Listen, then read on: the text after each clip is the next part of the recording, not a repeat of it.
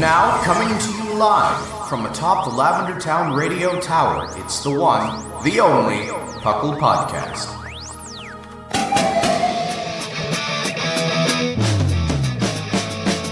It's P.U.C.L! It's P.U.C.L!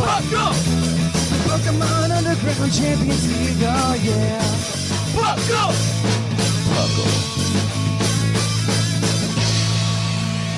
And welcome to the 396th episode of the P.U.C.L Podcast. I am your host, Trainer Thorch, here today with my co-host, Lornian.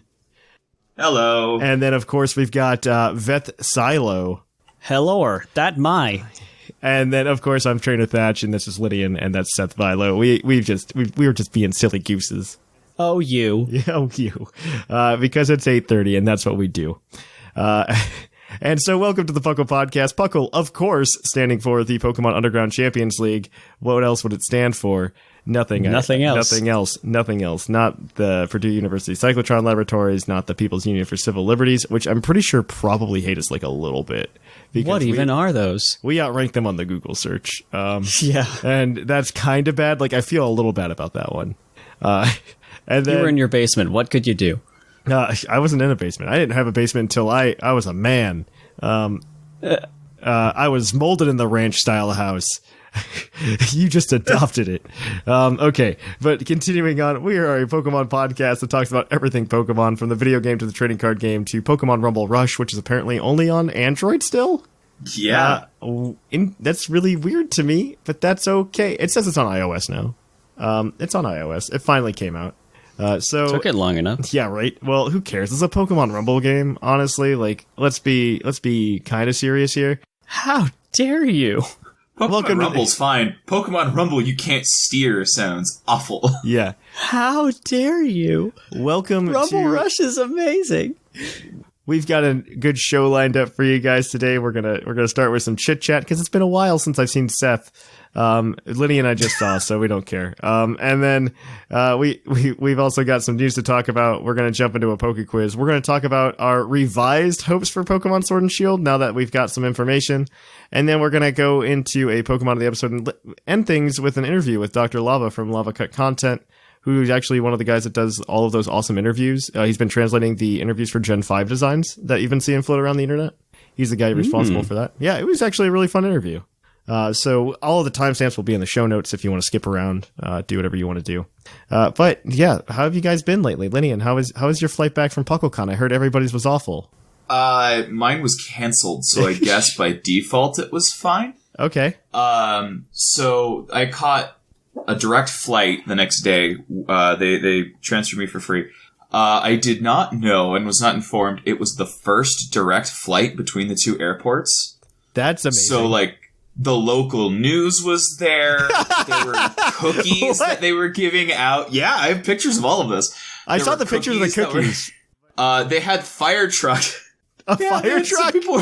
There was a fire truck was there who was spraying water over the plane like a gigantic champagne like thing. Like you went through this sounds so waterfall stupid. As they took out. I was sitting there going, "What even is life?"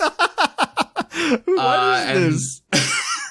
It was the most surreal experience I had that entire weekend. And that's saying something, given all of what happened. And then we flew back to Salt Lake, and it was a ride. How long is that flight, then? It can't be that terrible. No, it was like maybe 3.5 hours, maybe 4. That's not a bad flight. That's cool that it's direct, Not at all. though. Yeah, I was like, oh, they're like, yeah, we can put you on a direct flight. They never were like, oh, it's the first direct flight. How special. They're just like, yeah, that's an option. Yeah, you gonna take it? That's not bad. I mean, okay, like, I understand the cookies, but, like, the rest of it sounds really absurd. That's all It was really extra. The local news shows up. The local news for a direct flight. What a world. Let me tell you. Seth, you were also in Ohio, but not in the exciting parts. Yeah. How was your flight? Did you get to take a direct flight back too? Well, yeah. That's one of the perks of living near Atlanta, Georgia. There's a direct flight anywhere. I know. There were delays both directions. That was fun. Getting there and getting back. because weather is weather, and it was fun. So, I mean, my flight was fine. It was delayed for, I think, a total of 3 hours, but whatever. Oof. That sucks. Yeah. How's everything else going? How you holding up, bud? Not bad. Not bad. Managing to injure myself with my new computer toys, so that's fun. So just for reference, Seth Vilo hurt himself playing with a virtual reality machine, and I needless to say, like when he started explaining to me the story, I was very unsurprised knowing him. Wow. I was just giving people a reference for like what's going on. I'm just very unsurprised. Yeah. For me, I've been trying to rediscover video games so I can think about how much I like video games again. After recent Pokemon developments. And so I rediscovered, and this is a blast from the past, probably more for Seth than for Linian, but the Guitar Hero franchise. Yes. Yes. How Which young one? do you think I am? Young enough 4 or that you 5? didn't fully enjoy it. You didn't yet have hand-eye coordination, boy. Because I have all the controllers and stuff from like when I was a kid, and my parents were just like, we don't want your stuff in our house anymore, and they kind of just like dumped it off. And so like I've had it sitting in my basement since we moved in. But the problem is like I knew like the drum set like wasn't working, and one of the pads wasn't working. So like using my electrical engineering knowledge, I went ahead and I ripped it open to try to fix it. Surprisingly, it was a super easy fix. Because those drums are not complicated electrically whatsoever. It's literally like 2 wires. You have like a ground wire and an actual wire. That's all you have. Wow. And so first of all, there were no issues even with the actual drum set. It ended up being with like the foot pedal. Because like, if you remember, so this is a blast for the past for those of you at home. If not, I do recommend to understand this story fully, looking up Guitar Hero World Tour drum set. But like they had these little plastic things that you flipped up to like set the drumsticks on. The problem is anybody that ever owned one of those broke immediately because none of us were drummers, and we'd end up hitting them very hard, and then they would just end up breaking off. And so what ended up happening is those pieces like slid underneath one of the drum pads so it wouldn't actually properly hit. And so once I opened it up and I just took those things out and I put it back together, it worked just fine. And all right then. Yeah, so I was like, cool, this works now. I guess I can play some Guitar Hero. Then I lost the drumsticks, but then I bought some on Amazon, and now I have them. So now my life is complete. Well, shoot, if that's all it took. Yeah, and then I just been rocking out on Guitar Hero. The best thing about Guitar Hero games is that so like the Guitar Hero franchise and similarly Rock Band, they died because of the recession. Just heads up, they died because of the recession. People blame it on oversaturation of the market, but the answer is no. People just didn't want to spend $150 on like a guitar game. Mm-hmm. And so that's why these companies or these franchises went out of business, and then they tried to revive them briefly back in 2015 to no avail. No, it did not work. It did not work at all, which was really sad, honestly. It's probably because they didn't have one like a Wii version that came out. Honestly, I'm going to be completely 100% honest. You can't capture the casual market without a Wii. Like that's just there wasn't. Well, it came out for the Xbox One and the PS4. And I just don't think it was like right as those consoles came out too, which I think also hurt it because those consoles were super expensive and there weren't budget versions of those consoles. So like say you wanted to play those games really, really badly on the new hardware, and you'd end up spending like $500 for a new console on top of like the $200 for like the new controllers and everything. So yeah.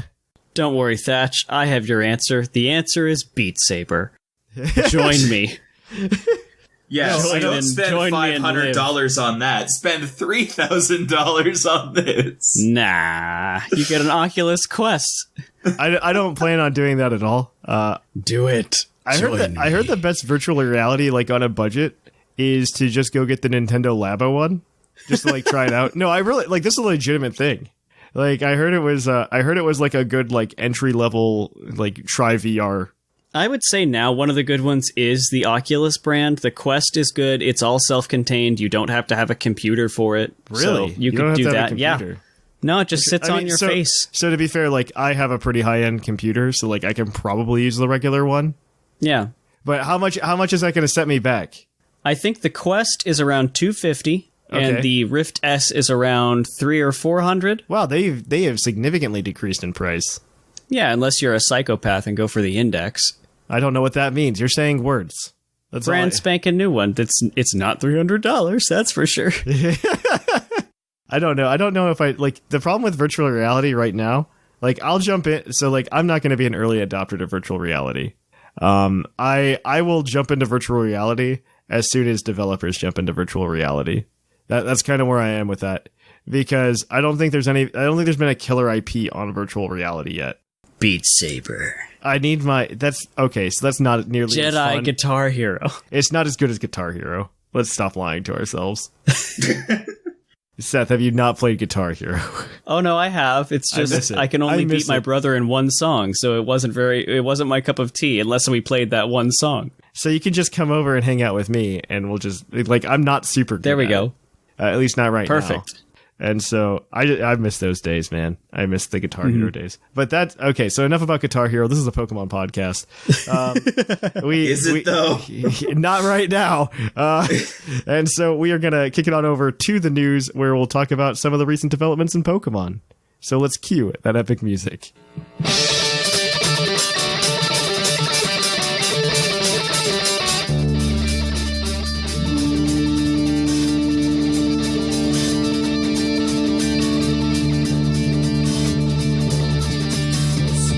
Coming to you live from the Lavender Town Radio Tower.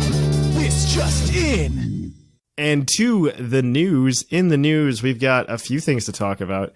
First and foremost, because we were watching it beforehand, and I need to make this joke before I forget. The Mewtwo Evolutions put out a new video showing the Mewtwo Strikes Back movie, some more clips on it. There's a few new scenes in it, and it also includes the track Let Me Love You by Rita Ora, who I assume Nintendo owns the soul of, because she actually did a lot of music in the Detective Pikachu movie. So, or at least Pokemon owns her soul, one of the two. So that's kind of interesting, I guess. The other thing that's of note is in the scenes that are shown, you get to actually see the boat of Ash and Co. going to the island in the Mewtwo Strikes Back movie. Also, Seth, you asked me why Team Rocket was there. I hope that wasn't serious.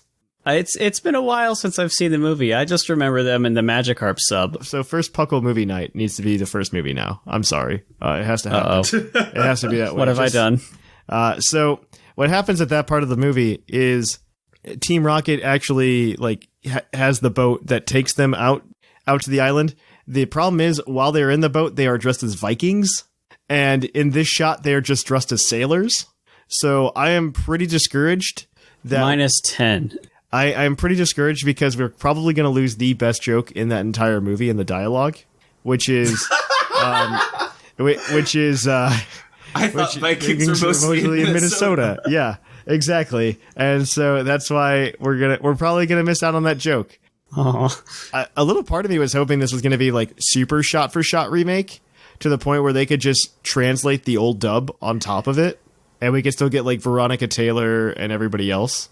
But I don't think that's going to be the case anymore, which makes me sad. Oh no, Pokemon's disappointing you by failing to uphold legacy. What a shock. No. Okay, they're disappointing me a lot lately, and I just wanted something. Okay, just give me something, guys. Okay. That being said, the more models that I've seen in this particular trailer, it seems like it's a really cool, healthy medium between the typical anime versions of Pokemon we've seen and the Detective Pikachu stuff. They seem like I what they guess. should be on console. Maybe. You can see Pikachu's fur. I don't know if I like it. I don't need fur on my Pokemon. I'm going to be completely honest with you. I really just don't need it. I mean, I know if I like it, and the answer is no. Yes. I like it. I think it looks cute. And Gyarados looks very much more segmented, like it's wearing armor, like it should. Okay, so because this is the Pokemon news segment, of course, what would it be without some Pokemon Go updates? So first of all, Pokemon Go Fest in Dortmund is going on. There are unknown that spell "wake up!" ! Which is very confusing to me. But those they're there. Jirachi's also there with the special research. Unfortunately, that hasn't hit the public yet. That's why it spells wake up. I don't know why it spells wake up. Why is it spelled wake up? Jirachi wakes up every 1,000 years to grant wishes. Oh my gosh, you're right. For people worldwide, you get a couple of things. First of all, Nidoran is going to be spawning, and the shiny version will be available. Nidoran male, I should say. So you can finally get that shiny Nidoking. And if the research tasks get done, you can end up getting 1 hour lucky eggs. You can end up getting 3 times hatch experience, 2 times raid experience. They've also changed the raid bosses as of right now, and Nidoran and Magnezone are a couple of the raid bosses. So that's really cool. And then Magnezone got replaced with Magnemite. The Magnezone was an error. And so, yeah. So that changed gears real fast. I was about to say, like, Nidoran, okay, cool. And what? Dude, I would have been so okay with Magnezone, though, being... Oh, it was a 1 tier raid boss. It was a tier 1 raid boss. Oh, I thought they would have made it, like, tier 4 or something. I was wrong. They actually haven't changed raid bosses in a really long time, looking at this list, which is somewhat disappointing, but also, like, somewhat needed, because I think you need to keep... Well, you need to keep Alolan Marowak, and you need to keep Alolan Raichu, because that's the only way to get those. And... because unfortunately they haven't figured out that whole evolve this in Hawaii mechanic yet. And then you need Machamp because that's just like a staple of Pokemon Go. Like, you need Machamp. Unfortunately, like, if you want to play Pokemon Go well, you need Machamp. My wife gives me a lot of crap because every time there's a Machamp raid, I'm like, hey, we have to go do that. And she's like, why? She's like, do you really need a 13th Machamp? And I go, I need the candy. And that's kind of how that goes.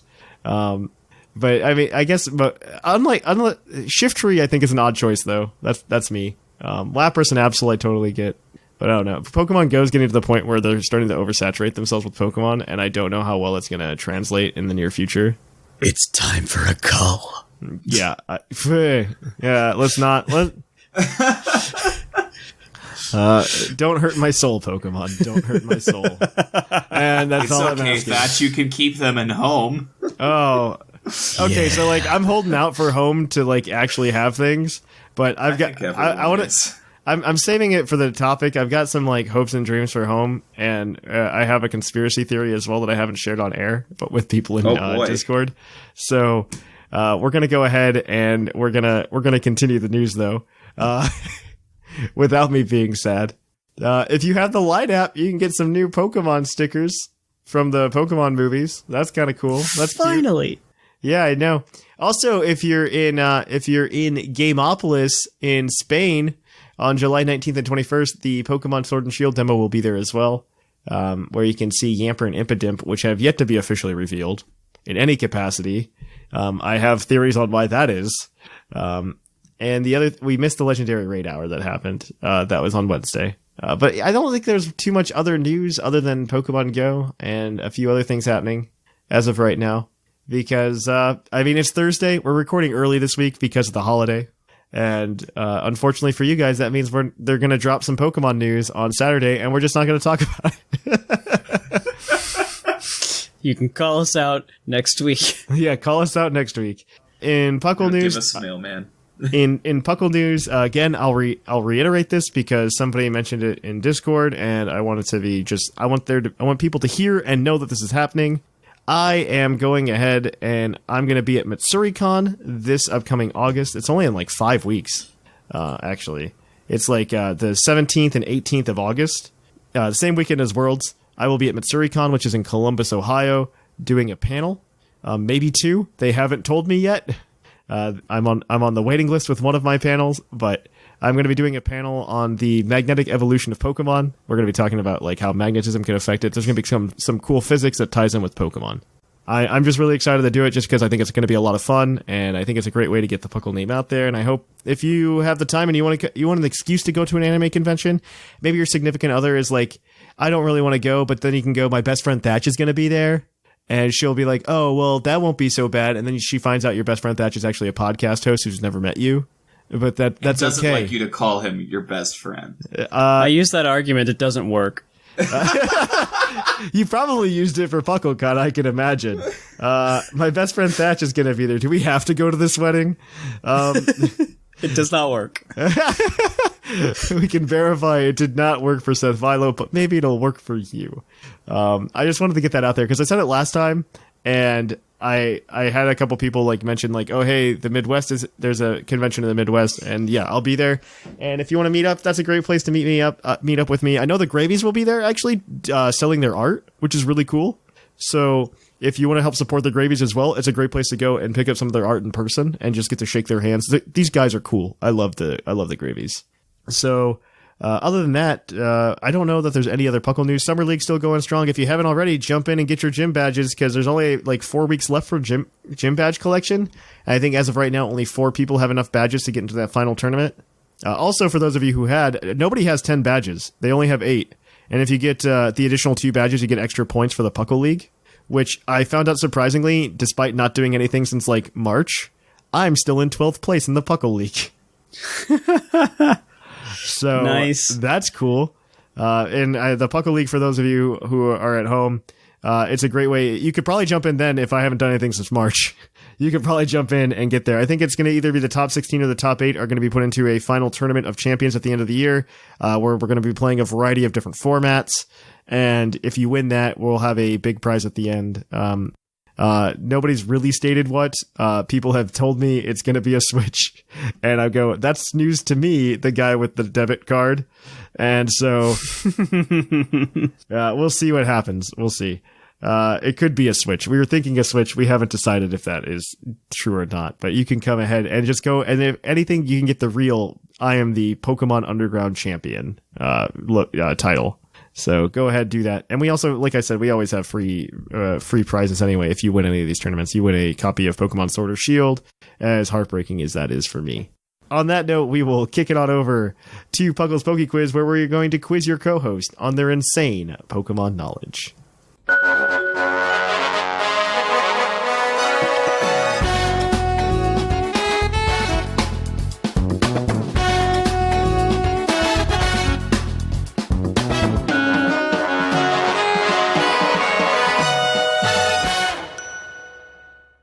And welcome to Puckle's Pokey Quiz, the part of the show where we quiz your co-host on their insane Pokemon knowledge. That means, of course, they can't use anything else except what's in their brains. No internet, no nothing else, I guess.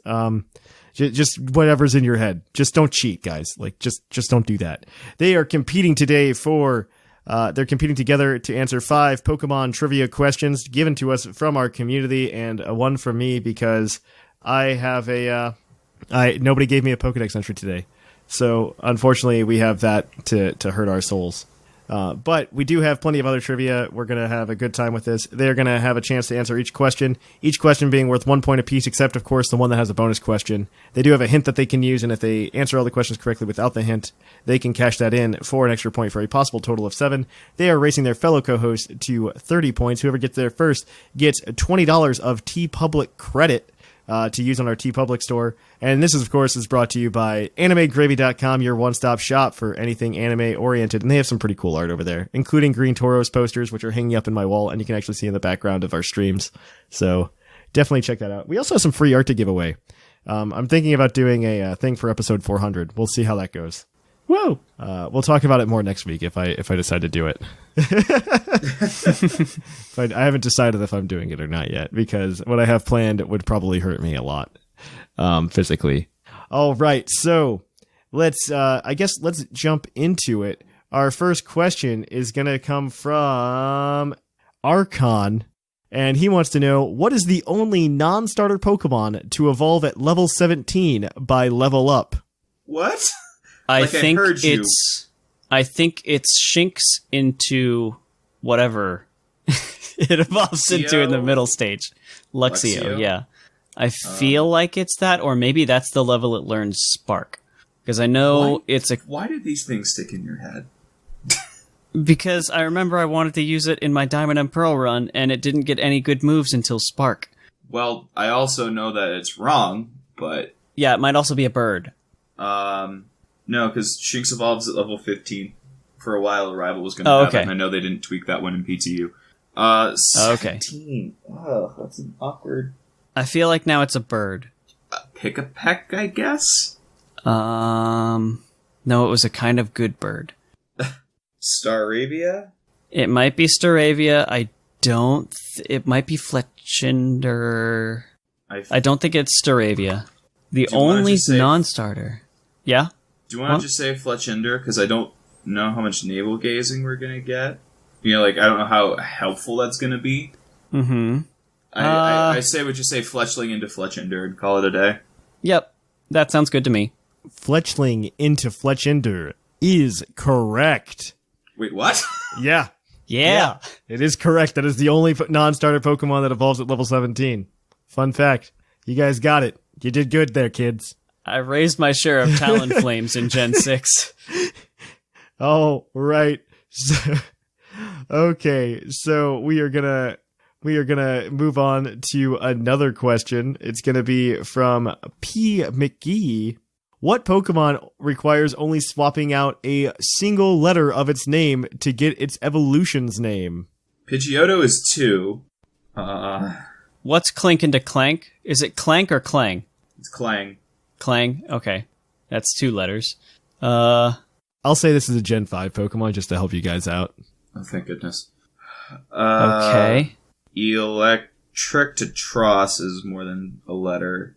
Mienfoo, Xiao. It's not a Pan. It's not a starter. Is it some kind of weird evolution? Like, weird meaning, like Porygon 2 into Porygon Z. Ha ha ha ha. I think that should be a correct answer. It's a stone. It's a stone. It is a stone evolution from Generation 5. A stone-based evolution. The only ones I remember are the bloody plant things, the Whimsicott and Lilligant. Yeah. What even else evolved with a stone? They added something for every single stone in Gen 5. Yeah, because it was Gen 1 all over again. Plus some. I mean, there's a lot more stones. There was Dawn. Anything with Dawn? I don't think. Oh, actually, so. I don't think Dawn got anything in that. That's true. Yeah, I lied. no. Anything at Dusk? Yeah, Dusk Chandelure. Was, Chandelure, but that's a little bit different. That's nothing. Yep, that's a very different name.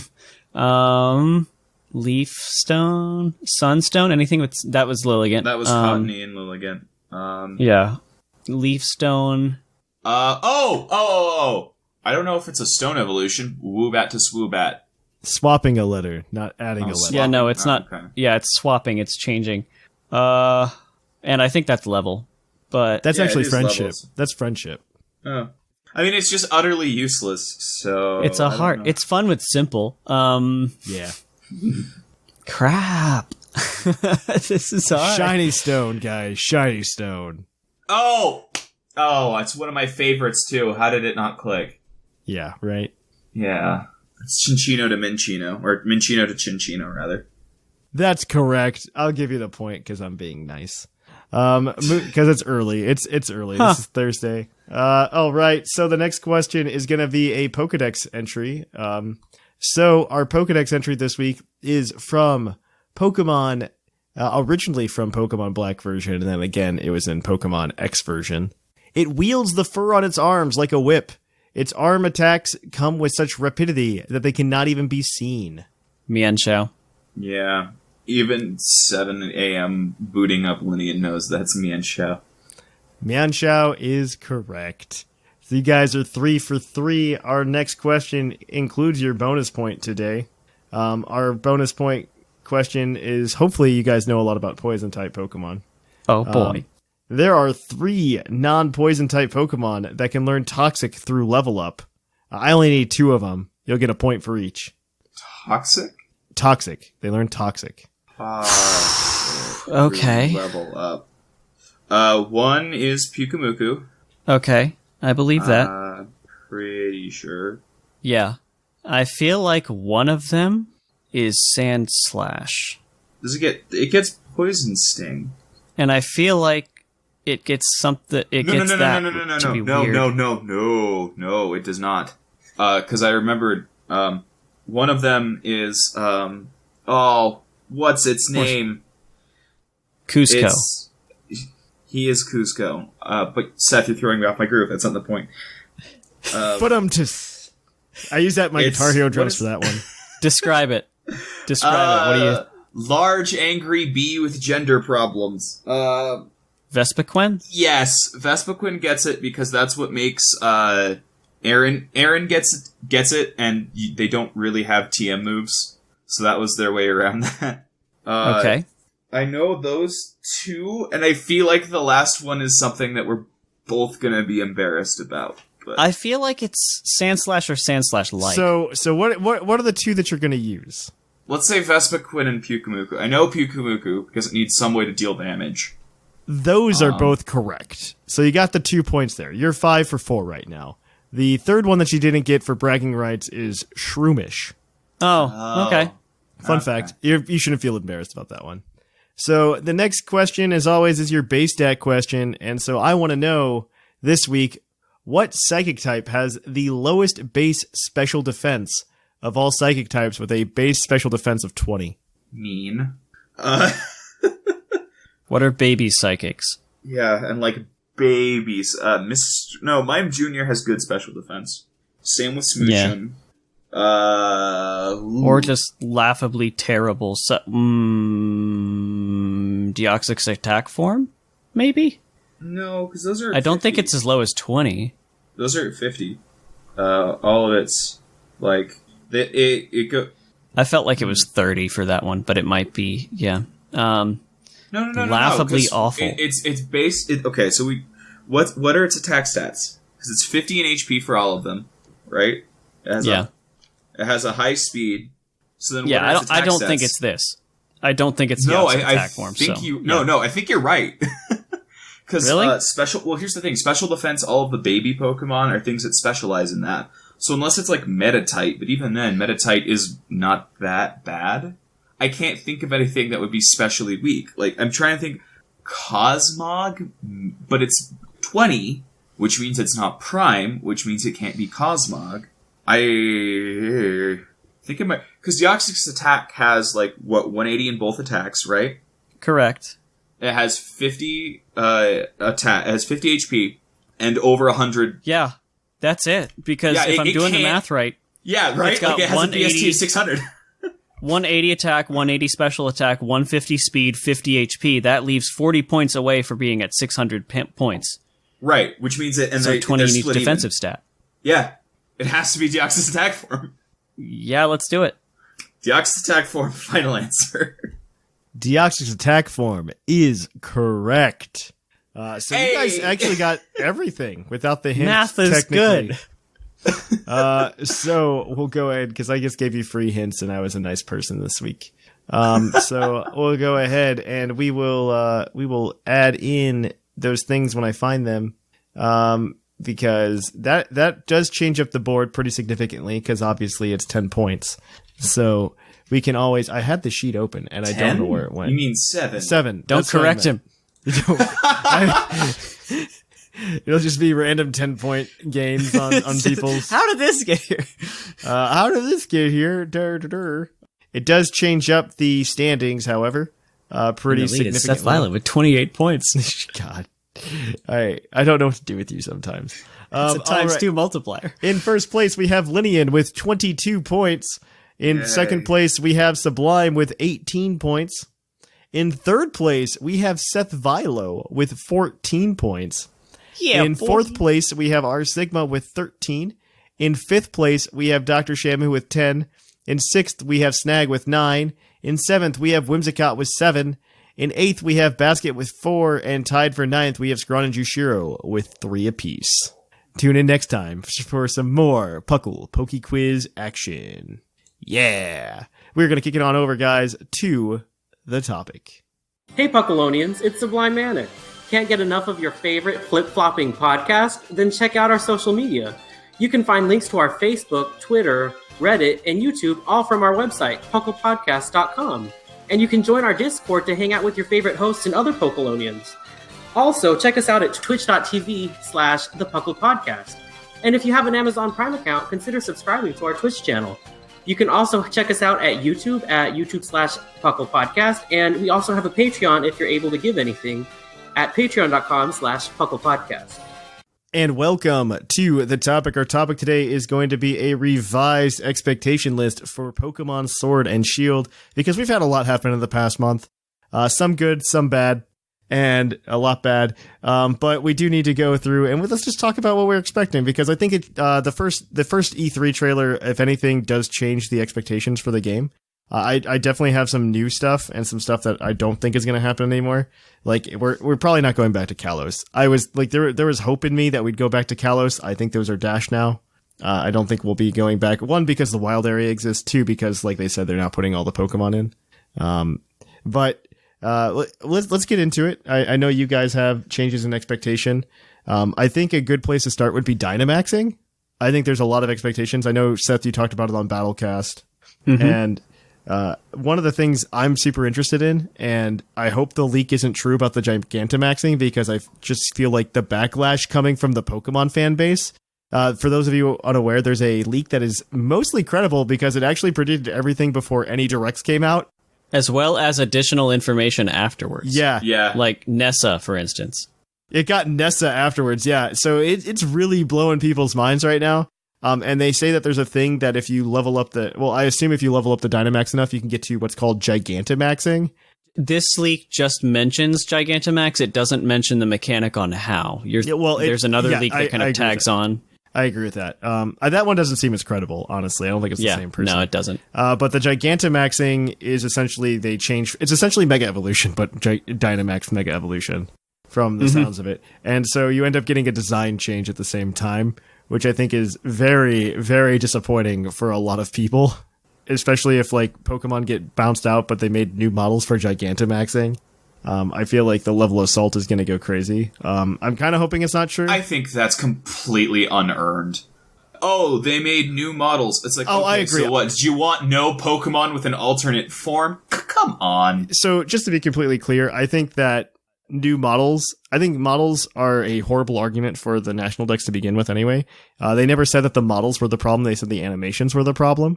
And so I just want to put that to bed, because I see a lot of people complain about the models and like the cartridge not having enough space, which obviously is not the issue.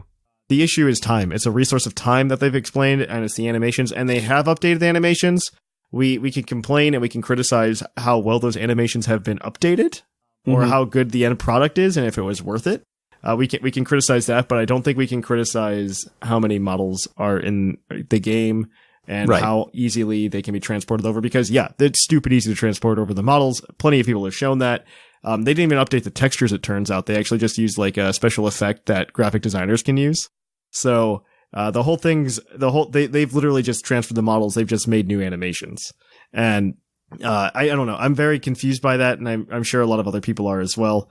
But let's not get we've talked about this plenty for like 4 weeks. So let's talk about some cool stuff. I do want to know more about this Dynamax levels. I hope it does not end up in Gigantamaxing, but I do hope for something cool out of these Dynamax levels.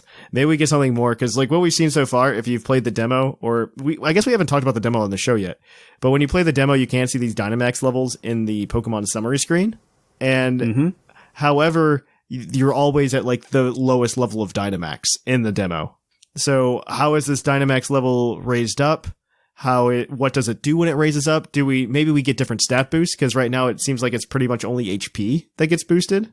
Correct. And it could be something. It could be when you level up your Dynamax, maybe you start getting like a 10% boost to everything else. It's possible. There are 10 slots for it, so maybe at level 1 you get a stage 1 attack boost. Maybe at level 6, which is later, you get a stage 2 attack boost or something. I could absolutely see that.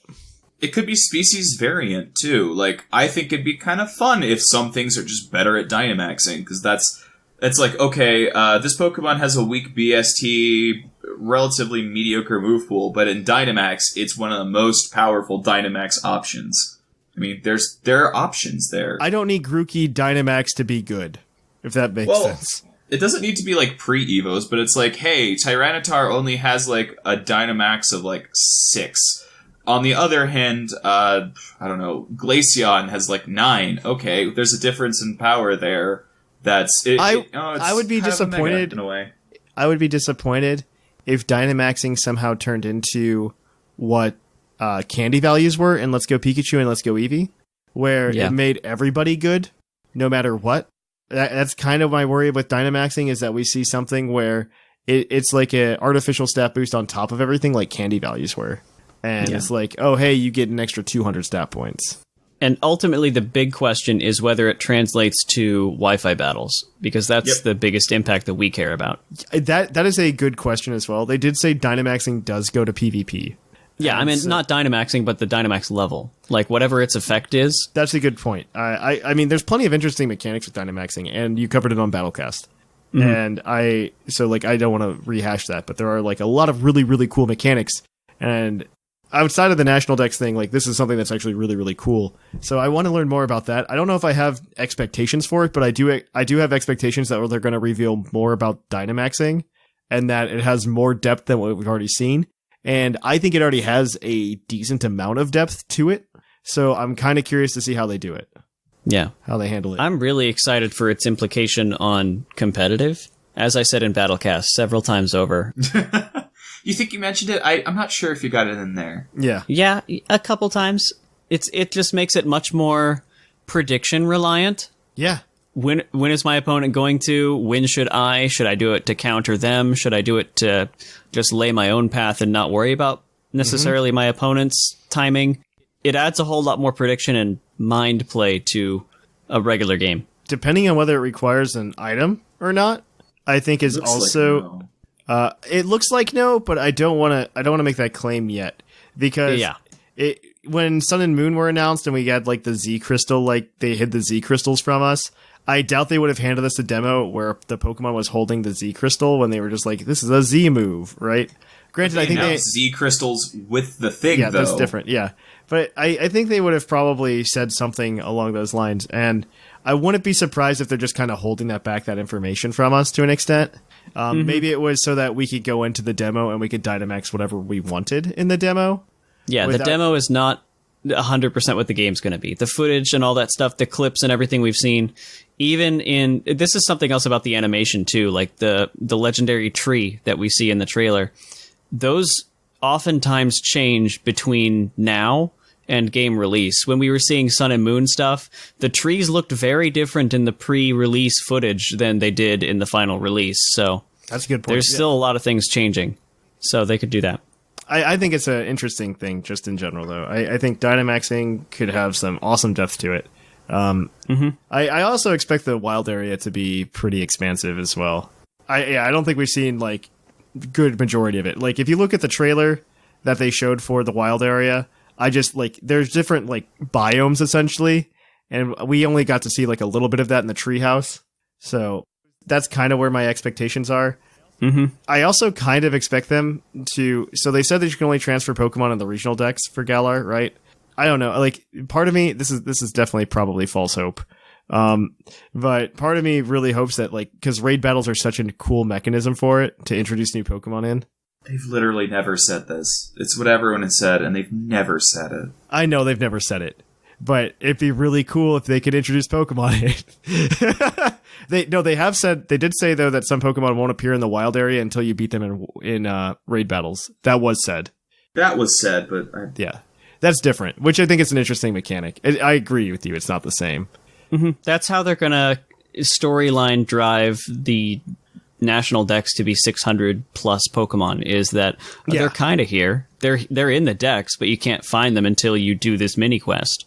Probably. Something I would hope, and this is something I've hoped for since, I don't know. I think the last time it really happened was like Gen 5. I want a surprise in the story. I mean, okay, so if people, the people that are like okay with the National Dex change that like yell at the people who complain, they say that Pokemon's innovating, and I mean, yeah, we have raid battles. That's kind of cool. I think raid battles and like semi-open world are probably the two biggest factors. They made it open world, but still linear. Like I applaud them for finding a way to do that. By the way, yeah. I really applaud them for finding a way to do that. So good on you, Pokemon. But the other thing that I kind of hope for, like, if they're going to take away stuff like that, like, at least make it a good game. Give us something like Gen 5. Like, it doesn't need to be a plot twist, per se, but it needs to be a good story. Like, I've been Nuzlocking Black on stream, and we've been having a good time. So, twitch.tv/thepucklepodcast if you want to join in on that action. I really enjoy it. But I think that's something that, I don't know, I would love to see that kind of story again. Like something that's that immersive, because I don't think I felt that immersed in X and Y in terms of story and the world. We had something cool. I think the only cool thing that I remember from the story of X and Y, other than like this guy with orange hair wants to destroy the world, is that we have a Pokeball factory, like world building wise. Like that's cool. Mm-hmm. Outside of that, though, I don't think I can say anything. Like with Black and White, I could be like, man, those gym leaders actually do things in the world.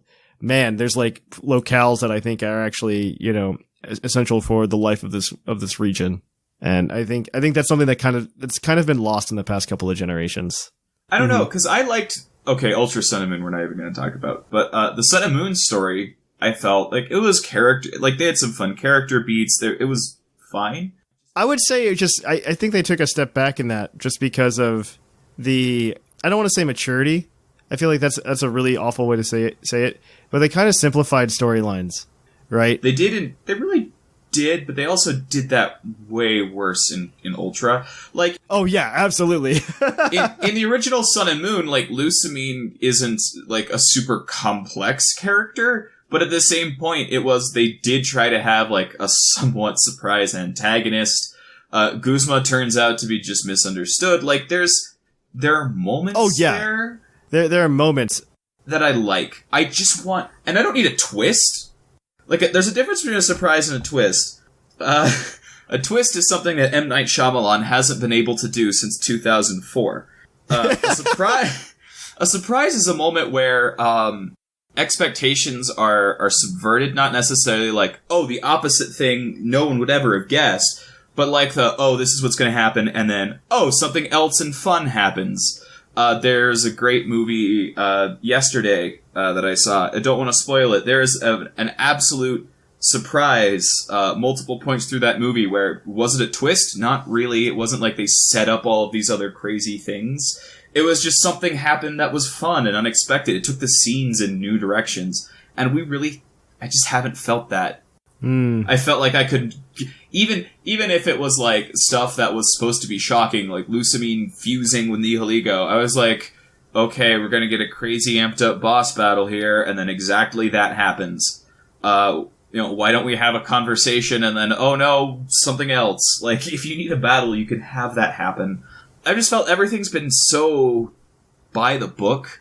If they're going if they're gonna take the time to set something up like this, at least spend some of that time, maybe even just animating the cutscenes so that their expressions can be surprising, where people, can have complex, quote unquote, complex dialogue, even if it's just conveyed through reaction. I want something to make me care about the plot.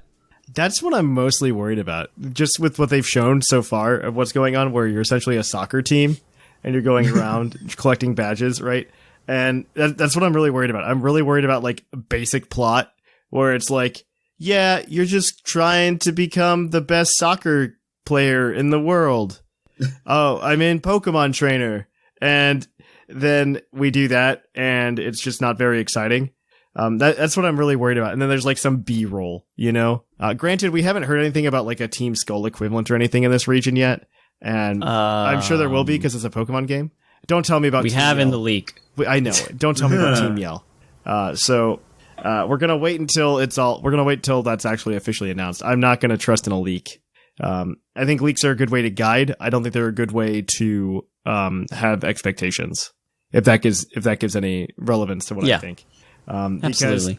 Man, that guy could have like people have been known to like have some right information and then just blow everything else out of the water. Give them the right information and then get people to believe insanity because everything else is right. So just tell them 10 true things and then one really stupid thing and watch as they all believe that one. Exactly. Like that's something that like that's the best way to troll somebody. And this is probably I mean, why else would you do that, right? What are you getting out of telling people about the information of the game, especially on an anonymous 4chan post? You're not like, man, I'm famous now. I'm not famous. I'm famous now. Like, you don't get that. I mean, you just don't. Expectation wise though, I mean, I expect this to be okay. I'm really still excited for raid battles. Like, I really want to raid. Yeah, that and just general wireless features sound really okay. good So looking for this. I don't want to feel good about the wireless features, and here's the only reason why. Because they shouldn't have changed them to begin with. Because what they announced as the wireless features were essentially the PSS. Which they're going back to, which is what we why did we have to go for. why did we have to go back? Well, they made a change. It didn't work, and so it's not good. Like, I'm not That's how I view it, too. Yeah. It's like, okay, they didn't stick to Festival Plaza. That could have been... I mean, if we're talking about being worried about Game Freak sticking to their guns despite all evidence to the contrary being good, this should be a win. I mean, that is a win. I will give the return of what is essentially the PSS is very good. And being able to see other people, like, in your game at the same time sounds incredibly cool. That hasn't happened since the weird Gen 5 Mirror World thing. Yes, we had that. Yeah. We had that kind of already. I don't think they're in the world as well as... I mean, they're not, like, playing around, you know what I mean? I mean, you just get to see them when you go to do Raid Battle. No, they're kind of... They're around. Are they? Yeah, they're around. That was in... Yeah, in the wild area. That was in Really? the treehouse. Like, you saw... The character who was doing the demo screen walked up to and interacted with the character that Masuda himself was playing. Yeah, gave him a bag of potatoes. Gave him a sack of potatoes. That's like... That feels like kind of culturally insensitive. The sack of potatoes. What makes you say that? I mean, if you know exactly what that what makes you say that. Feels a little culturally insensitive. That's all I'm saying. I think it's culturally tapping into the world that we all know is based on the UK. I can't wait for Sack of Potatoes to be this region's, like, big malasada. Yeah. Oh my gosh. That'd be really bad. That would be really bad. It's alright, you can't get them in the Irish Islands. The thing is, it goes into your ingredients bag, which is a whole nother thing. That's something I'm excited for. Whatever those are for, there's the information from the leak that we could talk about, but like you said, it might be wrong. I'm excited for that and the other interactive features this will have. So the leak Seth is referring to is that there might be a camping thing, which would be like a combination of like a me and then some kind of. We saw it in the trailers. Thing. Oh, did we? Basically, because we see a Pokemon that's being played with a tent behind it. So it's essentially Pokemon a me. Yep. And it's a me. Yeah, it's the replacement for a me because they have to have Sylveon somehow. But it's true. But we do have like crafting things, like you said, the ingredients, which it means there's probably more than just the me. It'll probably be like a button, and then maybe craft food or craft whatever. If we can make leftovers, my life will be so much better. Oh, that would be so cool. I would appreciate that. Oh my gosh, I didn't think of that. I didn't think of that either. Digestion buffs. Stop. That's actually pretty cool. The only thing that I think would, the only thing that would make it better, in terms of crafting was, Bo and I did an episode like way long ago, a couple years ago. Pokeball crafting. It's Pokeball crafting. I want that. I want Pokeball crafting so bad. We had like a 10-minute conversation laying out the mechanisms for Pokeball crafting. Game Freak, get on it. This is how we get ball seals back. I don't think you'll be able to make a Pokeball out of sack of potatoes, though, so I think we're stuck to cooking. I don't know that yet. We don't. We also don't know what materials there are. We could be, like, picking up ore and cybernetic chips. Exactly. True. Or... I think they picked up, like, 2 or 3 things in the treehouse demo that from, like, shining spots, in addition to the sack of potatoes, and they were all added to the ingredients tab. They all looked very food-like, but you're right. There could be ores and things like that.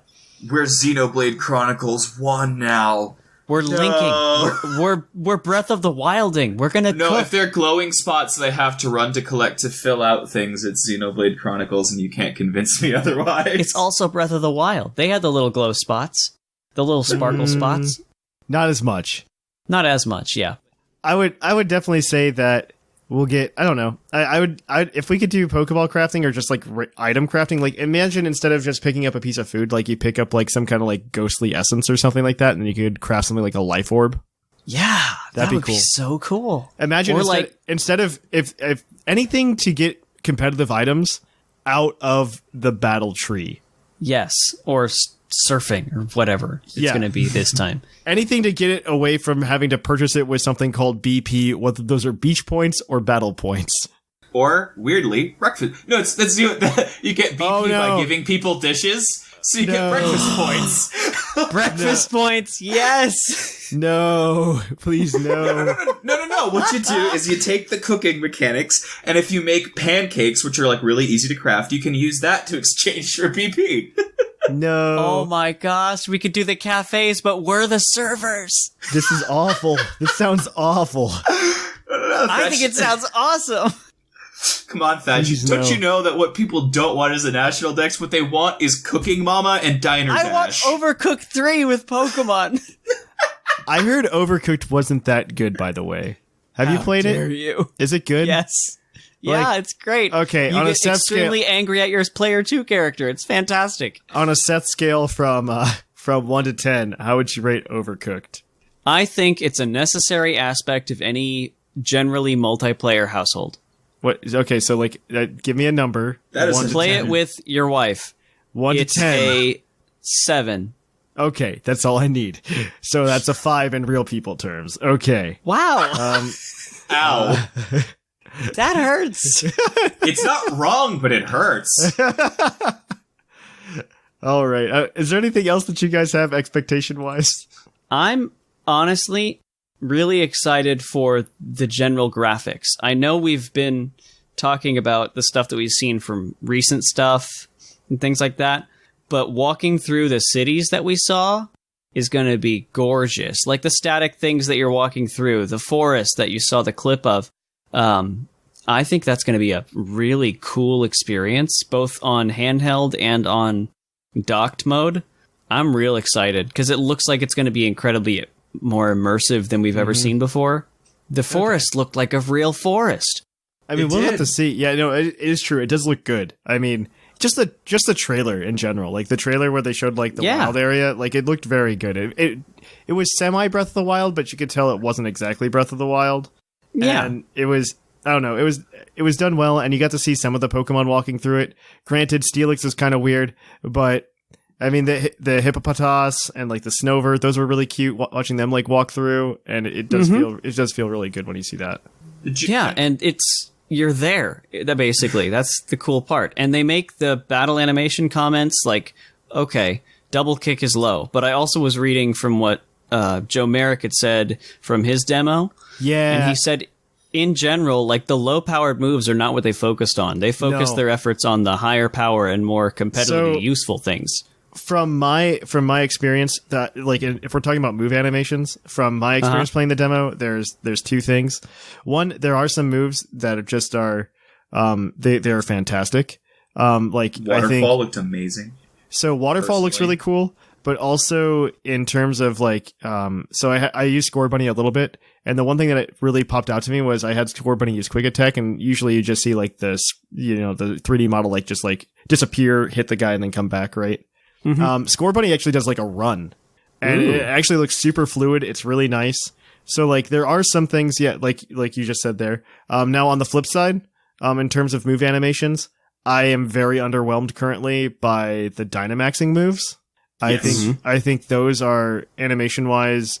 I don't want to say lazy, but I do want to say very simple, and they don't inspire joy. If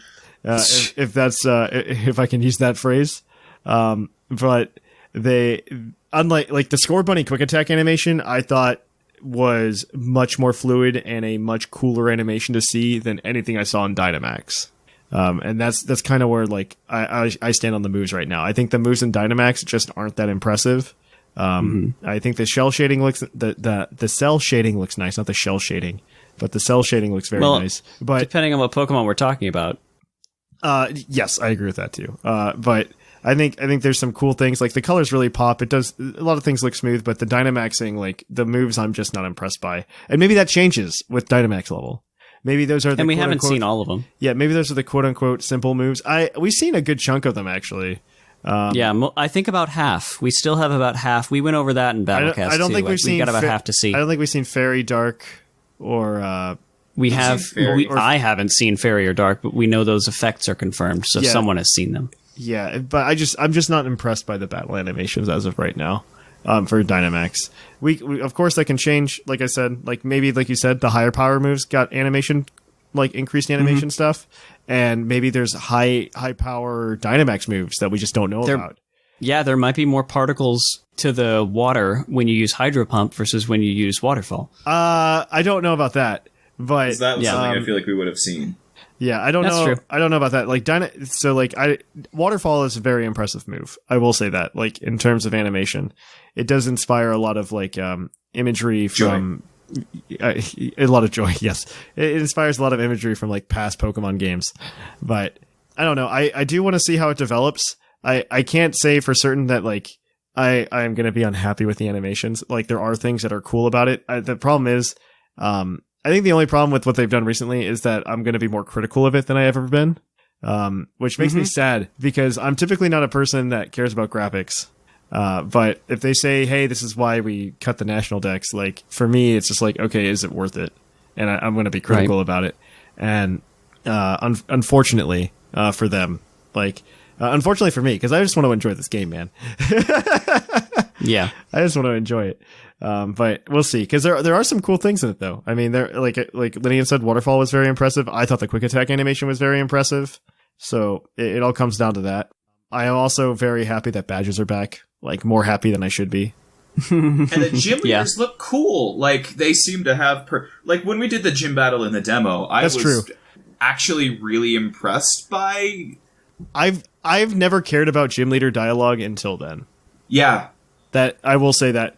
It broke the fight, not super fluidly. Like, you could tell it was a triggered thing. It wasn't like just...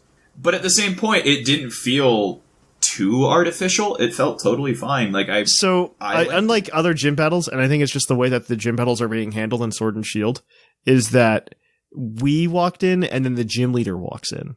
And before, it's never been like that. It's you walk up to an NPC and then you fight. Yeah, it makes it feel much more like a tournament. It makes it feel, it does change the feel of the game significantly. I think just having that ability to, you walk in, the gym leader walks in. You walk into a stadium, which honestly, a lot of us who grew up with the anime, we feel that hype just walking into a stadium to play Pokemon. And so that, like, there are plenty of merits to Sword and Shield. There are so many merits. And I do want that to get out there. Like, I don't think this is a terrible game. I think there's a terrible decision, not a terrible game. Yes. Good way to put it. Good way to put it. Because there's so much cool stuff. Like, despite, like, if it weren't for that announcement, I would be like hype out of my chair right now. Oh, Maybe they did it so like I come back down to earth. Maybe that's why they did it. But because like raid battles are cool. That gym leader battle was really cool. Some of the move animations are really fluid and nice. And I mean, the crowds cheer when you get a crit. It's interactive. The screen behind when you get a crit, it like has this little Pokeball headed man get like clubbed. Are you serious? Yes, it's amazing. That's the coolest thing ever. Yeah, so it's very interesting. I will see how it develops in the coming months, because it will develop in the coming months. And I mean, we'll probably get some news probably next week. I wouldn't be surprised. Probably between this episode's record and release. I don't know about that. I think we'll probably get something next week, though, throughout the week. Because the Koro drops for real on the 15th. And if it's just Impotent and Yamper, 12th. Yeah, we'll probably get a trailer next week, late next week. So keep an eye out for that. Probably Thursday. Let's say Thursday. They don't like to do stuff on Fridays.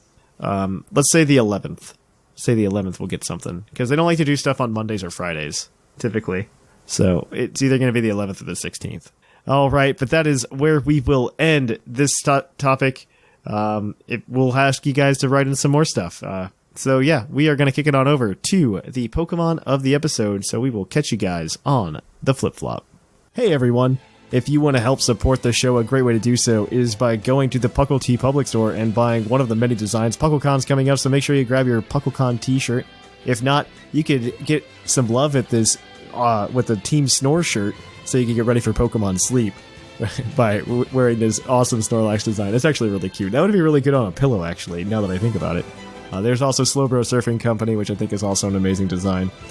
you can just go there, buy anything. I think the Prepare for Trouble tournament logo is fantastic as well. So if you could just go over there, support the show, grab yourself a t-shirt, a tapestry, a tote bag. Tote bags are weird, but something that you get logos on. Unfortunately, we don't have the phone cases because it doesn't look good. But you can do that. Tote, pillow, tapestry, notebook, so you can take your notes on it for school, for those summer classes you're taking, or wear a tank top so that you can, be cool in the summertime. But yeah, there you guys go. Go check out the Pokey Public Store. Help us out. All the money goes to helping the podcast and just getting us to do cool stuff. So, without further ado, we are going to switch things over to the Pokemon of the episode.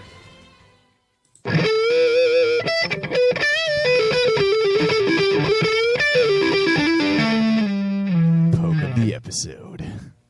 And welcome to the Pokemon of the episode. Our Pokemon of the episode this week is National Dex number 497, Serperior, the Regal Pokemon. It can stop its opponent's movements with just a glare. It takes in solar energy and boosts it internally. And he has little hands. I didn't know that until recently. He has little hands that he keeps hidden behind his back. Like any good royal. Yeah, it's just like, oh, that's kind of weird. I thought those were just leaves. But nope, they're hands. Serperior is not bad, mostly due to its hidden ability in Contrary, which just lets it boost its attack and it gets Leaf Storm as stab, and it's fast. So why not? So we decided this week to take a look at Serperior, who's got a base stat of HP of 75, attack of 85, defense of 95, special attack is 75. I didn't realize its attack and special attack were so similar. Base special defense of 95 and a speed of 113, which is fantastic. So that makes it, it's decent. The only downside is grass type, but it gets grass stab and it gets contrary, so everything goes really, really well. So Seth, start us off. Talk to us about Serperior. You bet. I love Serperior. That's one of my favorite things. And when I go offensive, this is the thing I go offensive with because it's a beautiful, beautiful blessing upon this world. I had a joke about how that's never, but I'll let you continue.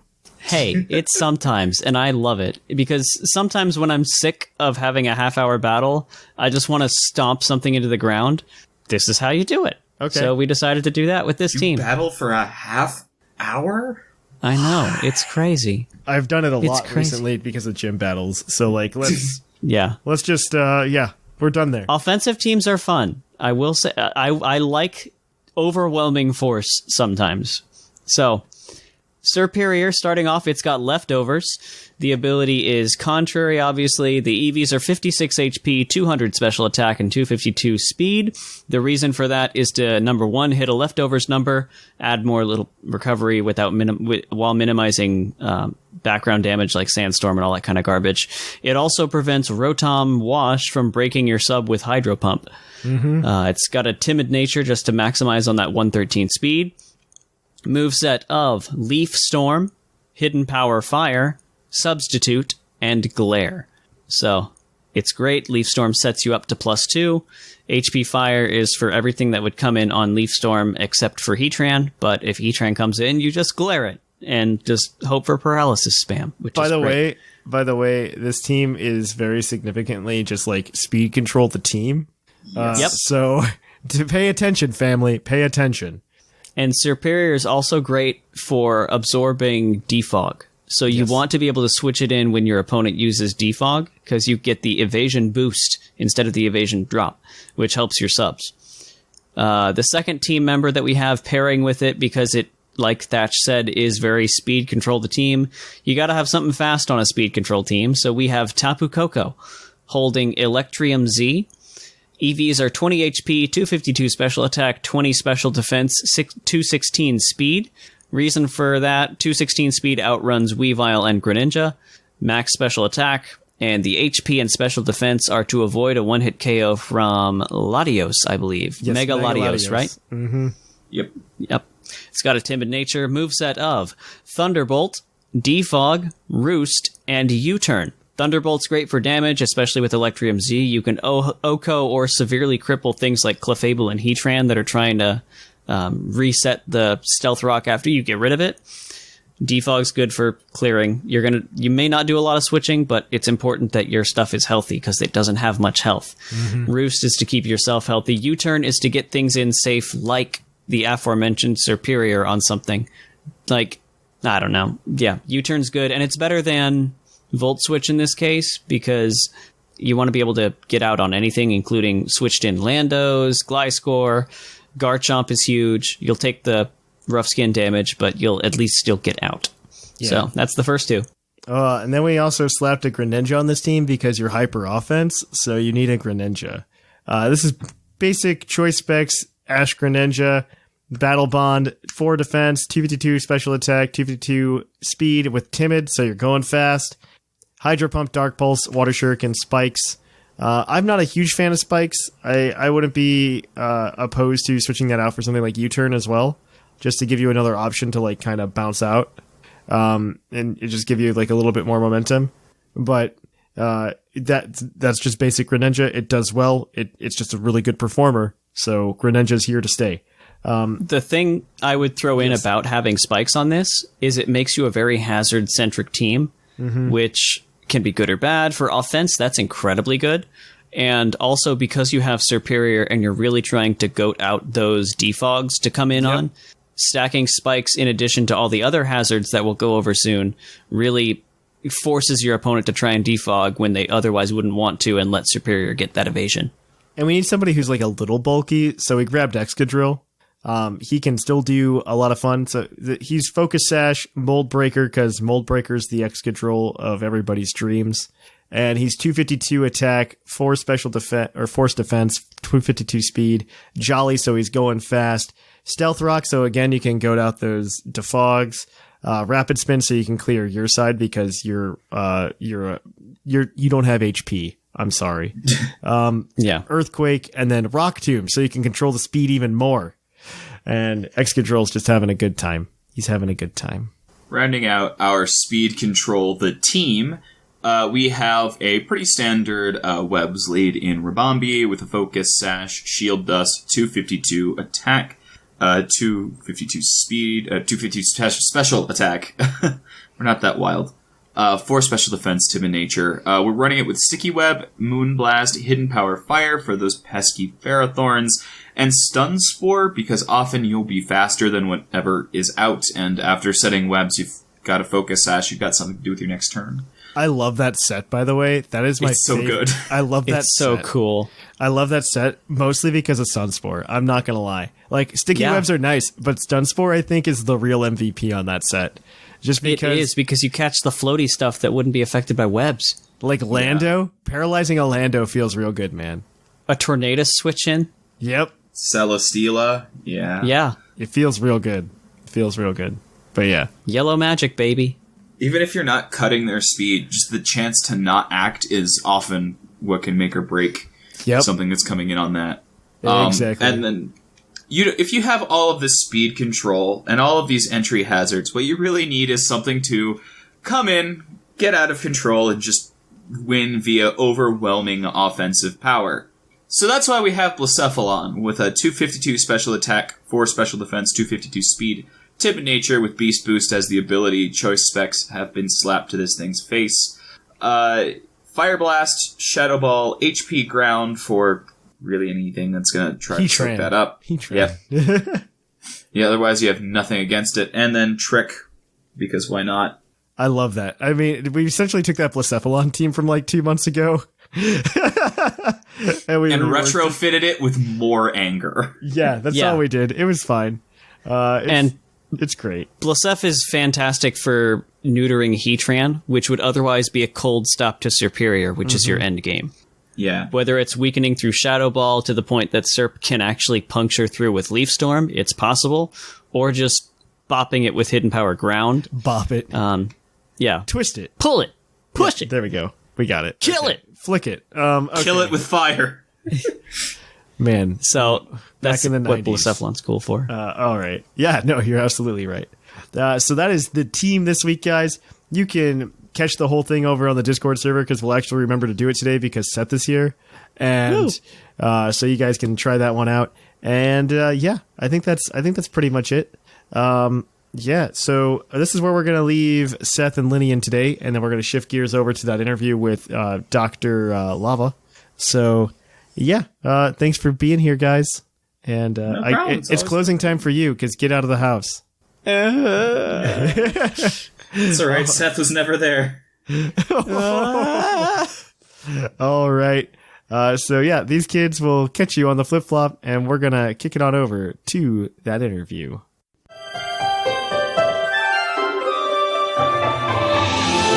Puckle presents a special interview. And welcome to another Puckle interview. This week, we have someone new.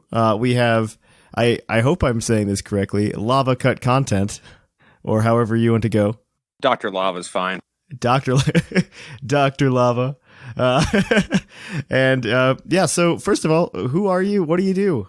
Well, I'm a YouTuber. I've also got a website where I publish translations. Lately, we've been doing some 2011 Sugimori translations, where he reveals some scrap designs from Gen 5 that didn't make it in the release version. So I do that on the site, and then on the YouTube channel, I deal with Nintendo Cut content, mostly lately just Pokemon stuff. And so we'll find internal data or translations of various ideas, concept art, maybe things that didn't make it into the release versions of, in this case, Pokemon games, and then kind of use video editing and maybe some kind of storytelling techniques to try to convey what those games, might have been like had those elements been incorporated. All right. So I do this with everybody. I do it just to get things started, get things rolling. So we're going to ask you a few questions very quickly. Answer them to the best of your ability. And here we go. So who's your favorite Pokemon? Probably Gligar. Gligar. Okay. Is it Gligar? I always mispronounce just about every single Pokemon because I played the game sitting, in my living room by myself. Yeah, exactly. And so I read the names and I'm like, that's Gligar. And, is it Arceus? Is it Arceus? Is it... all right. I've been playing... Gligar has been my favorite since I was about... Well, since he came out, was almost 20 years ago now. So I've been saying my favorite Pokemon name wrong for 20 years, apparently. First Pokemon game. Blue version. Favorite Pokemon game. Favorite overall. Man, I really like both the Fire Red Leaf Green remakes as well as the Heart Gold and Soul Silver remakes. I think I got to go for Heart Gold and Soul Silver. That's a good answer. And then favorite Pokemon spin-off game? I haven't played a lot of them. I probably played 3 or 4. I think Pokemon Ranger had a certain charm to it. No, I take that back. I think Pokemon Snap will always be my favorite, just because the age I was when I played it, probably. Favorite TM? This one always trips people up. No, that is a tricky one. Man, I guess I'd have to say Snarl, purely because of the weird story behind it. Number 95 from Gen 5. That's actually pretty good. That ties into your stuff pretty well. Yeah, it's a little shameless plug in a way. Yeah. All right, and then Sobble, Score Bunny, or Grookey? I think I like. This is what everyone says. I like Sobble the best. I don't know if that's what everybody... This is probably the one where I've seen the most diversity among people in terms of like choosing them. Because usually you have like the traditional like I pick the fire types because fire types are cool crowd, and then you've got like the people who are like I hate the cool crowd and they pick the water type, and then you have everybody else. And this time it's been a bit more diverse. Well, on Twitter, anytime someone likes my stuff or whatever, I always see they've either changed their screen name to Sobble Squad or Grookey Gang. And I don't even know what the equivalent is for Score Bunny. So I think it's like Team Score Bunny, but like Pokemon tried to push like a narrative where it was Score Bunny Squad. Oh well, it's already taken. Yeah, right. Exactly. I don't think they understand how this works. Right. All right. Well, so let's like get into it. So, like you said, you did a lot of Gen 5 like interviews and you translated them. So, like, I want to focus a lot on that because it's really cool content and it's just something that's really interesting to me as well. So, what made you decide to start doing that actually to begin with? Well, I covered the cut content from Pokemon Gens 1 through 4, and then I was trying to find some unused designs for Gen 5, and I, Googling around, quickly landed on a page I've been to before, a Bulbapedia page called Unused Pokemon. and they had only a handful from Gen 5, and there was no source for them. And so I was thinking, these are probably, a few of them said something about, they were from Nintendo Dream interviews, but I spent, I had to drive, I live in China, I had to drive about 5 hours to another city, and actually my wife drove, so I just spent the 5 hours trying to track down those interviews online, or even an issue number or anything like that, and I just couldn't. So I eventually posed the question to my YouTube followers in the community tab. At the time, it was about 22,000 people, and no one could find it. Eventually, Snorlax Monster, who's the manager of Bulba News, he actually sent me a link to an old defunct blog from a Japanese blogger who transcribed 2 of the interviews in Japanese, and they were the blog no longer existed, had to use a Wayback Machine. And so I got those, did a little bit more research, and basically ended up having those 2 interviews translated into English. And they confirmed some of the stuff that was on the Bulbapedia page, like that the Hydreigon family was originally a family of tank dragons, that Tornadus was originally red. And then there was a bunch of stuff that I'd never seen before, like that Petilil originally, I'm again sure I'm pronouncing that incorrectly. I think that's correct. I don't know though. So okay, but that there was originally a 3rd stage in the Petilil family that was scrapped. That there was originally a Litwick pre-evolution that was a flame Pokemon that was also scrapped. Let me think. The Dwebble and Crustle, if I'm pronouncing those correctly, were originally, he called them furnace Pokemon, whose shells were kiln-fired pottery. And so I've translated 3 of those interviews now, and I'm still trying to track down the rest of them. I've got 104 origin stories of the 156 from Gen 5, and that's pretty good. That's like 2/3. Right. The remaining interviews, I'll have to actually find these, I guess, about 8 or 9-year-old Japanese magazines somewhere. I've got contacts in Japan. I've got a translator now who's volunteering to translate and help me find some of this stuff, but even he's having trouble finding those old magazines. So hoping to track him down, have him translated, and find out what other designs did make it into the game's release versions. Yeah, that's super interesting. I was going to ask you what, so you mentioned you have a translator. So how many people are like involved in this to like make this happen? Because I imagine it's more than a one-man band. Well, I do most of everything myself. Now I've got this translator who joined up with me a couple weeks ago. I've, of course, got my Patreon patrons who help fund some of these. Previously, I've been paying, I think, about $75 per translation. And I've also been commissioning some original artwork to help sort of recreate these lost designs. I don't know if you're familiar with Helix Chamber. Yeah. Rachel Briggs is their artist, and I've commissioned her to do some of these lost Pokemon designs as well, along with another artist named Nick Cron. And so, what was it? Oh, how many people? Yeah, so I do most of it, and then I've got the translator for the last couple weeks, these artists who are helping me out, and the funders on Patreon, and then, of course, I've always got people who are sending me this or that, but I guess you could say that's the team. Yeah. So you turn these into videos, and like you've seen all these origins. So which one's your favorite thus far?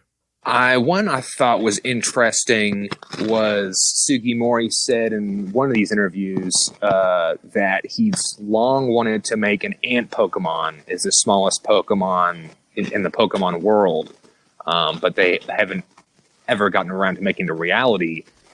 Which is a kind of a strange concept. I suppose because it would be weird to see something the size of an ant fighting, let's say, Dialga or something like that, and winning. So that one kind of stuck out to me. The Hydreigon, again pronouncing it wrong, the Hydreigon tank dragon family, that was also an interesting one. I think there's about 20 in total that I've found, and I think I've got a special place in my heart for that ant. I think that's sort of an interesting idea, even if it is kind of a terrible idea. Well, it's kind of like Joltik. Joltik's pretty small. Granted, he's a tick and not an ant. Right. And then he had a chance. He made Durant that gen. It was actually in his description of the Durant origin story that he mentioned this ant, saying something like, "Well, I've long wanted to make this tiny ant Pokemon, but this time, we made this ant. I decided to focus on this particular design, but I've still got that tiny ant in mind." So there's a chance. There's a chance. Then maybe one day. maybe one day. Yeah, poison electric ant. It's gonna happen, guys. Right. So in terms of making videos, like, how long does it take you? What's your favorite one? Like the whole shebang. Tell us about your YouTube life and what you like about it and what you hate about it and everything. Well, I actually do this full time. I don't currently have, a proper job right now. So I usually take about 1 month to make each video, which is YouTube algorithm. The YouTube algorithm doesn't recommend me all that much because they want people uploading every day. But I try to, especially lately, do stuff that's never done before, like bringing these translations to life, the original artwork, finding these magazines and all that. And so it takes quite a bit of research, as well as I try to do a good job video editing as well to really kind of do justice to the source material. So I'm doing about one video a month presently. And my last one took me the one on the lock capsule took about 150 hours. And the one I'm currently working on is probably going to be, when you add up all the time for the translations and all that, will probably be well over 150 hours. So for the lock capsule one, did you capture all that footage yourself? Well, it was actually a bit complicated. I think to film on a DS to get, like proper footage as opposed to just kind of like using your iPhone to film, which obviously looks terrible. If I remember correctly, you needed some kind of ambassador relationship with Nintendo to get that equipment. I don't know why there was never an over-the-counter version, but I don't think there ever was. There never will be, yeah. So the reason the video took, at this point there certainly will not be, but the reason it took so long was I found a text dump of the game, which included, basically all the dialogue that was included in black and white, including the cut dialogue, which was the dialogue that was part of this lock capsule event. So I played the game quite a bit, played about 15 hours of black and white on emulator to get some footage, and then I kind of had to use some video editing tricks to sort of create the illusion that some parts of this event were going on. Some parts I was actually able to do in the emulator. Other parts had to be sort of, like I said, create an illusion. For example, when I'm having in the video a conversation with Mr. Locke, where he's saying, "Oh, you've got the lock capsule. I'm a sad clown. Oh, here's a letter from the Johto region, blah, blah, blah." I had the text from the text dump, and then, those old movies where someone's kidnapped someone's daughter or whatever, and they get a magazine and they clip out the letters. Yeah. Which is basically what I had to do. Was I went around, talked to a whole bunch of NPCs so I could get all the letters, uppercase and lowercase, and then I clipped them, moved them, 1/10 of a pixel at a time. When they appear on the screen, the text doesn't just flash up. It goes left to right, 4 characters at a time. 1/30th of a second, 4 characters appear. And so I've spent a lot of time making sure that the event that, again, was creating an illusion was happening in the video was, pixel by pixel, frame for frame, exactly as it would have appeared if it were actually occurring. And that took a lot of time. Wow. Yeah, that does sound like it took a lot of time. Oh, no. So is the event in the game, actually, or did you have to do that for that way?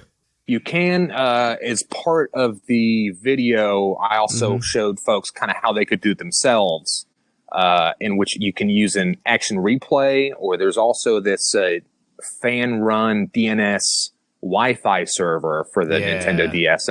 And using that, you can basically trick your game into receiving the lock capsule event, which was actually, because all this material is actually in the game. Yeah, that's what it's just it's just Nintendo never distributed the lock capsule via special event that would have allowed people to experience it.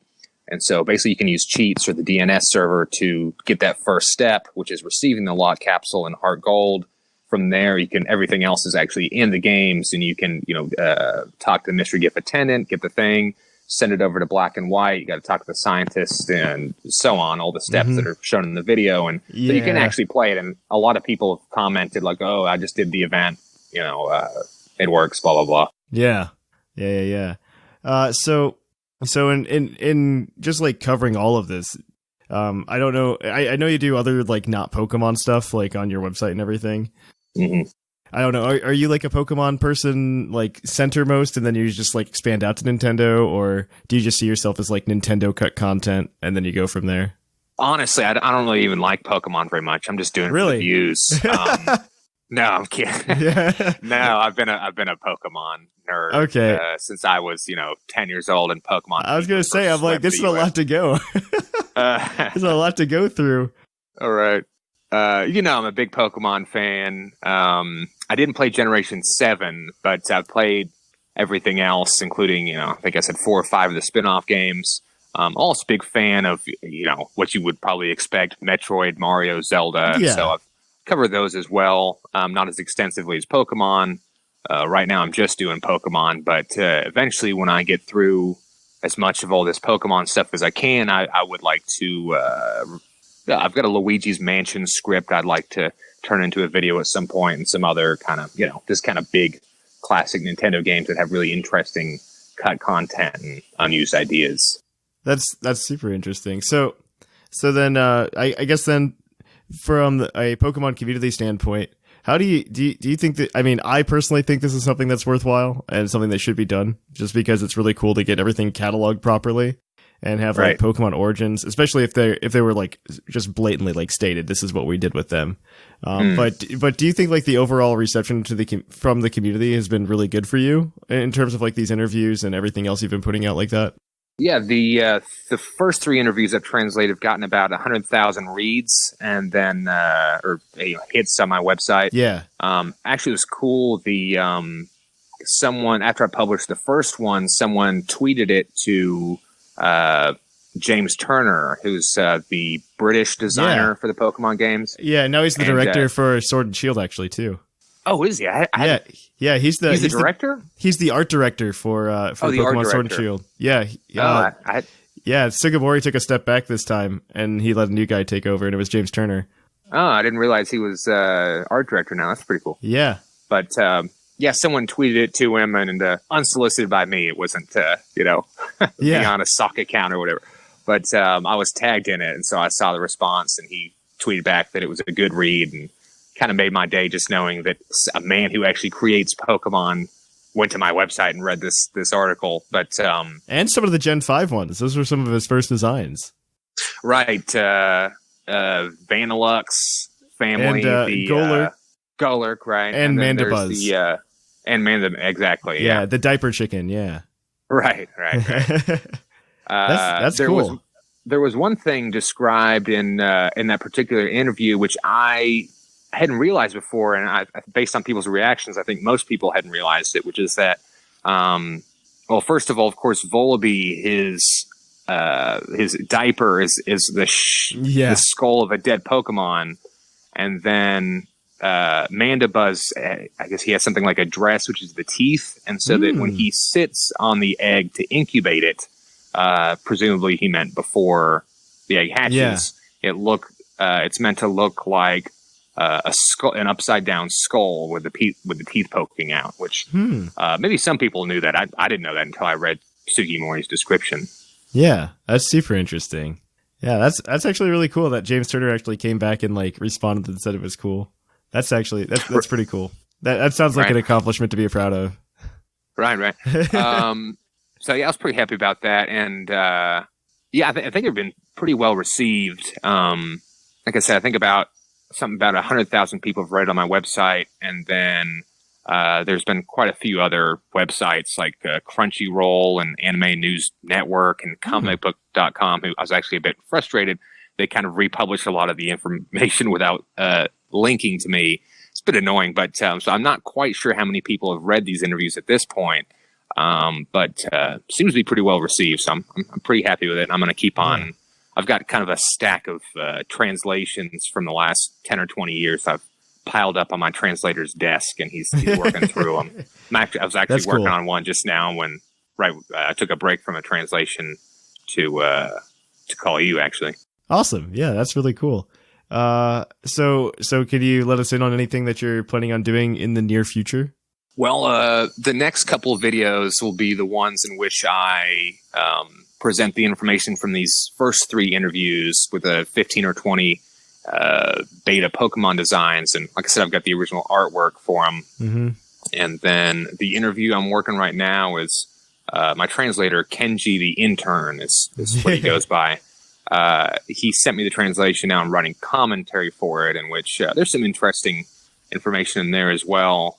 Human characters are never as interesting as the monsters themselves, but there's some interesting stuff like that Professor Juniper, instead of being the first female professor, she was originally a fat man. And then and then Sugimori went, and as he recalls the situation, he complained to Masuda and said he wanted Juniper to be a woman, and he wanted her to be a career New York type woman, and that he would do the design. He would do the design himself, which he usually doesn't do. And it's kind of an interesting story of all these interviews, the development of Gen 5 and how things change and why they change because this person complained or this person stepped up and took responsibility for that character or that Pokemon. So, all these interviews are pretty interesting. Yeah, I like that. I didn't know that at all. That's actually really interesting. I know a lot. I've been doing this for 12 years. And oh man, that's good. I like learning new things like that. Yeah, well, I'm finding as much as I can throughout these translations. No, I really appreciate that. So I guess that's pretty much all I have. And this has been a fun conversation. This has been a blast. Yeah, thanks for having me on. Yeah, before we leave you though, like, where can people find you? Just do all your plugs, you know? Oh, sure. I think I've only got a couple. On YouTube, I'm Dr. Lava, DRLAVA, Dr. Lava. And my website is just lavacutcontent.com, and that's where the translations are. All right. That's awesome. Yeah, so that's where we are going to end it here, guys, with Dr. Lava. Once again, thank you for being here. Thanks for having me on. And we're going to go and we're going to cut it to later on me to do the outro. And here I am, guys. We are here to just let you know that you can go ahead and follow Puckle on social media over at Twitter, Facebook, Instagram, wherever social media is sold at Puckle Podcast. You can, of course, catch me on stream doing the Nuzlocke later this week on Thursday and Battle Streams on Wednesday. Jushiro and Orange doing TCG on Monday and Tuesday, respectively, over at twitch.tv/The Puckle Podcast. And of course, if you can, go support our YouTube channel. We're going to be posting some of those Nuzlocks over there in the near future. Right now, we've run out of Piddle battles or tournament battles because we're not going to cover Summer League until the final tournament. So you're going to have those to put you aside. But we're very close to getting repartnered. We are only like 115 subscribers away, so please go do that if you can. We really appreciate all the help you can give us, just because we really want to get repartnered. And then, of course, if you want to keep up with the show, check out our Discord. That's where you can chat with me, other fans of the show. It's just a really good time. And finally, I think the last thing we always talk about is going over to our TeePublic Store to support the show. And then finally, you can also go over to Patreon at patreon.com/Puckle Podcast. Well, guys, here in the Lavender Town Radio Tower, it is closing time.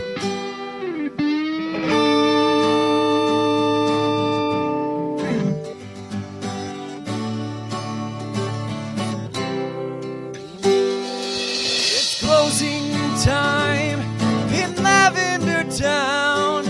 Time to say our goodbyes. It's closing time. Farewell, my friends. I'll catch you on the flip side.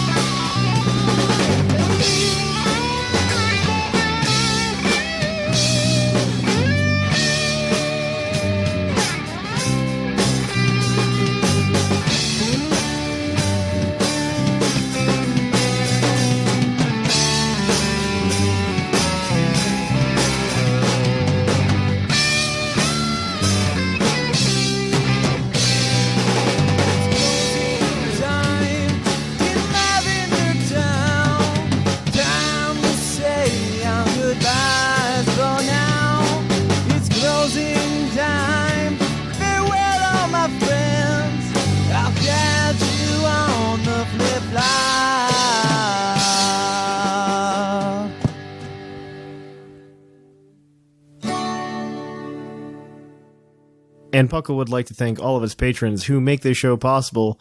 So thank you to Greg, Viger, duly noted, 10 Little Men, Wing Zero, Rob, Josh, Keegan, Ilaria, Dr. Shamu, Michael, Paul, Dexio, Christian, Miguel, Apollo, Rotted Mushroom, Mr. Panda, Titan Killer, Lane Gross, Lord Corbinek, Alvarin, Seth Vilo, Wade, Marcus, King Kavik, N Harmonia, Alolan Durgs, Tank, Samuel, Claude 9, Bodtech, Chris, Swamp Ratata, Tori, Steve, Josh, Doc McStuffles, Cody, the Golden Klefki, the British Gent, Trevor, Mark, TJ, Doc Knox, Dennis, Echo, Jonathan, Disco Calypso, Taylor, Charles, Colt, Maxi, Shambles, Justin, Tim, Andrew, Old Man Tup, David, Dark Shaggy, Chris, Jeremy, Louise, Franco, Justin, Locke, Jordan, Zach, Jonathan, Graham, Greg, Alec, Mikey,